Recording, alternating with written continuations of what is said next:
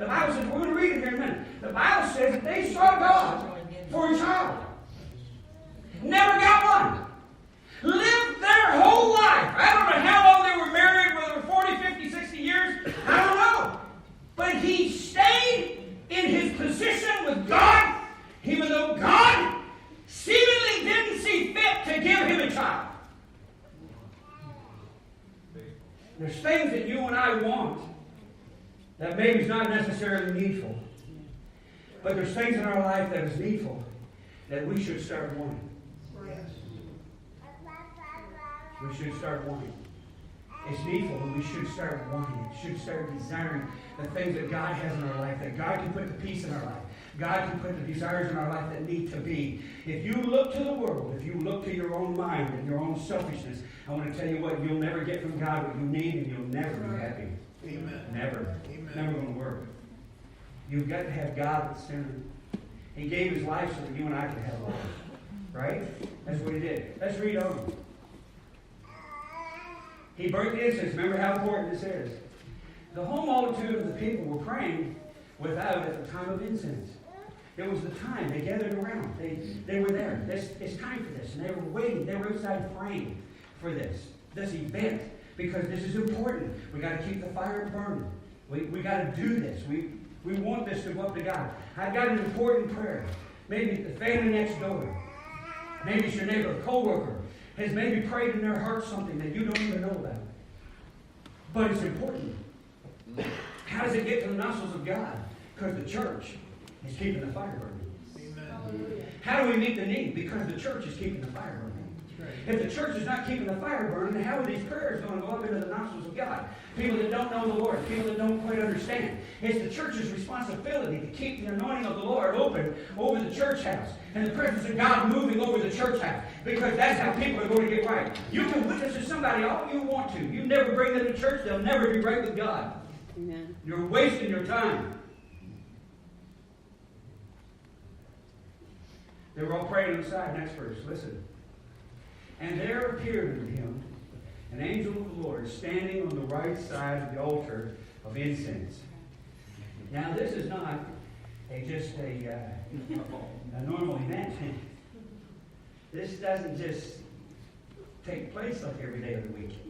Have an angel show up and stand beside you while you're doing your job.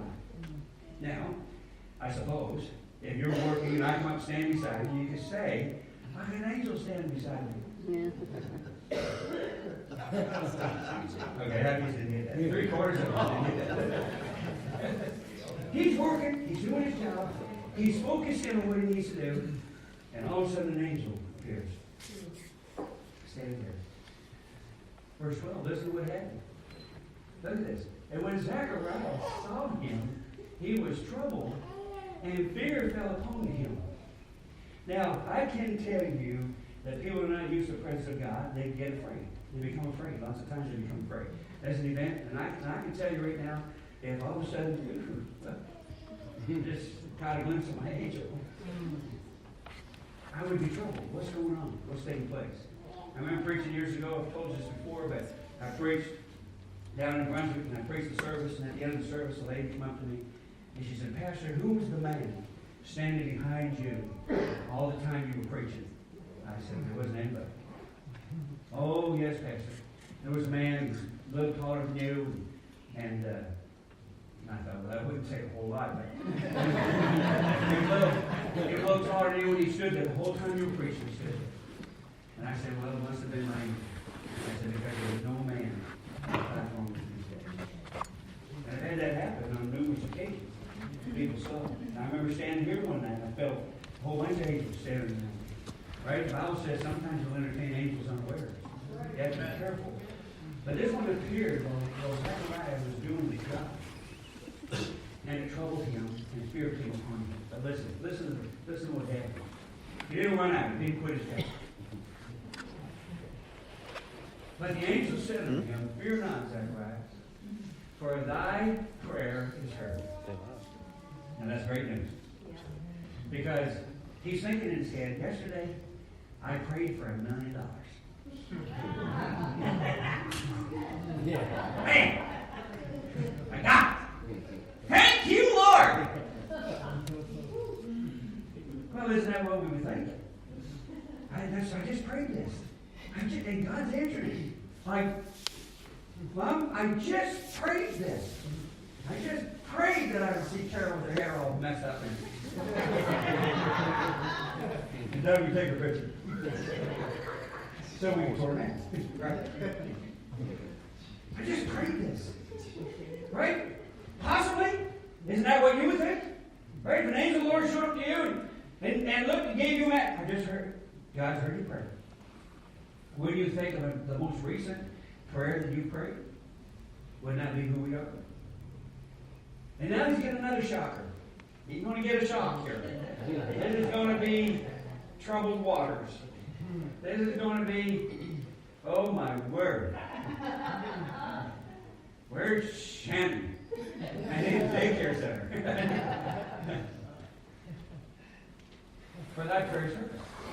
And thy wife, Elizabeth. He pointed it out. It's not going to be some other woman. It's going to be Elizabeth. And that old woman that you're married to shall bear thee a son, and thou shalt call his name John.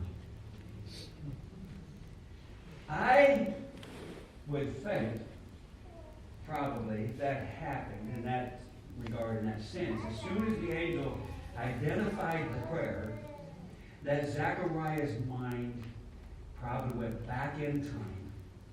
So when him and Elizabeth was first married, and realized, well, maybe we're not going to be able to have children. And they prayed and sought God for a child. Who in their right mind would pray for a child when they get to be marked crazy? Woo!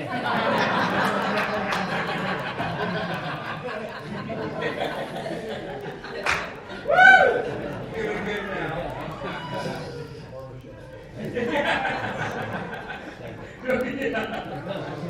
Are you saying Michelle's old age? Is that what you just said?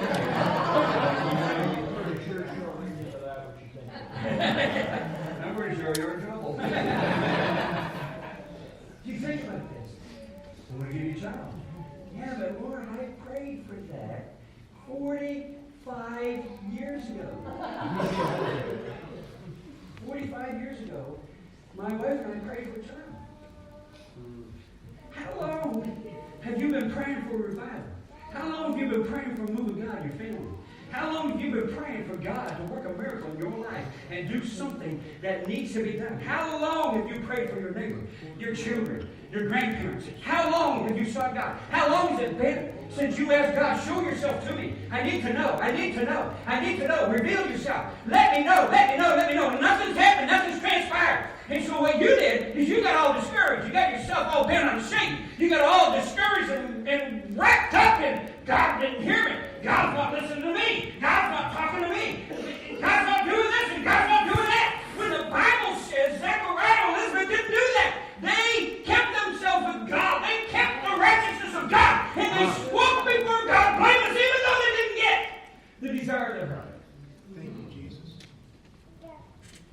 See, I'm going to tell you something. God hears every prayer. But it's up to God when He answers it. It's not up to you. God's going to do it at the right time, the best time for you. God's going to take care of it for you. God's going to look after it for you. You're going to have a son.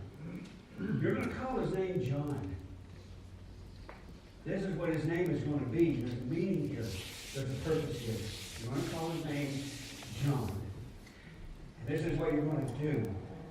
This is an amazing, amazing story. What Zacharias didn't realize is that the prophecies of the Old Testament was about to come to pass. And God was getting ready to use him and his wife. I want to tell you something. This church was put in place, and maybe the person that put it in place didn't even recognize hardly why it was being put in place. But it was put in place for this hour. For this moment. We're getting ready to fulfill prophecy in this building. Amen. I think Brother Paul was around, maybe heard it, I don't know. Jason might have heard it years ago. Old Brother Jarvis, who I never met. They said he was a great man of God.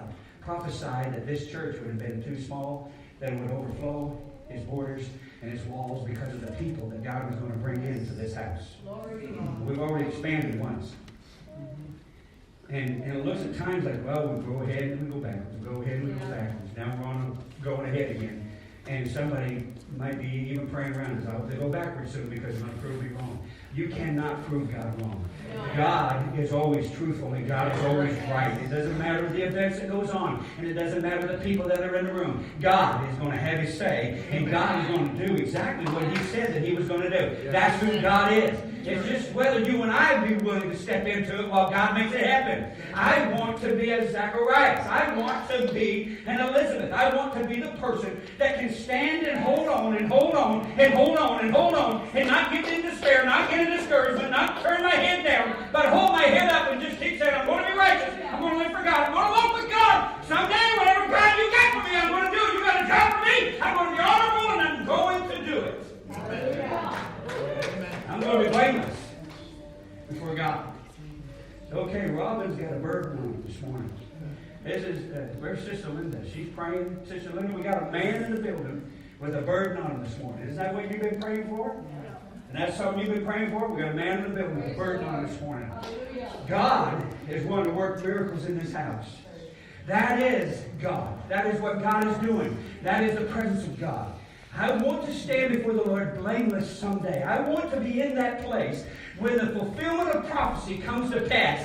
That I am in that place that God can use me. God can use you. God can use this church to fulfill the prophecy that is on your life or is on this area. God wants to save everybody. That's the desire of God. But we know that everybody's not going to get saved because not everybody's going to obey. Not everybody's going to believe. No. Isaiah 40 and verse 2. Tracy, let's start with verse 2. I'll try to shorten this down just a hair. Isaiah 40 and verse 2. Listen to this. Hundreds of years before.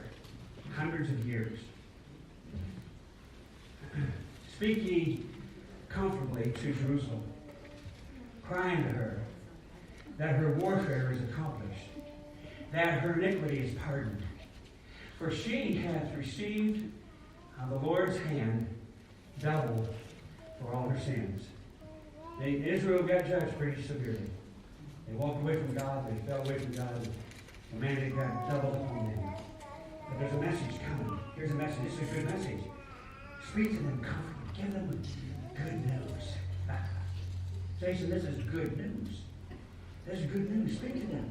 They're going to be pardoned. Everything's coming about. God's hand is going to step in here, and He's going to work the miracle if you only believe. If you believe, God will work the miracle here. Next verse. The voice of him that crieth in the wilderness, prepare ye the way of the Lord, make straight in the desert a highway for our God, is talking about the baby that Zachariah and Elizabeth is getting ready to birth. Prophesied clear back in Isaiah. You think Zachariah didn't know this verse? Zachariah just never ever knew it was going to be him. See, we don't know what God's going to use you for in the position that He puts you in. God's been talking about ministries and gifts and stepping into these offices that we need to step into. You need to do that. That's your calling. That's your duty to God. I got to step into this position. What difference does it make how God uses you in the calling that He's put on you? Everybody listen this morning because this is pretty deep stuff, heavy duty stuff. God has you a calling on your life, and He's wanting you to stand in that calling blameless. Well, I don't know what to do. Well, stand in your calling. Just do what you know to do. What do I know to do, preacher? Worship God. Amen. Pray. Stay in the Word. That's right. Live for Him. Well, that's your duty in the calling that you're in. Well, I'm called to be a pastor. I'm not a pastor yet. How long? Stand in your calling. Stand in your position. Well, I'm a singer and they never asked me to sing. Well, try it in the mirror and see if you're on tune. This is my calling. I haven't stepped into it yet. God will cause you to step into it, whether it's just a day in your life. Wouldn't it be great to live for God, do exactly what God wants you to do, and then have God step in even one day and work the miracle in your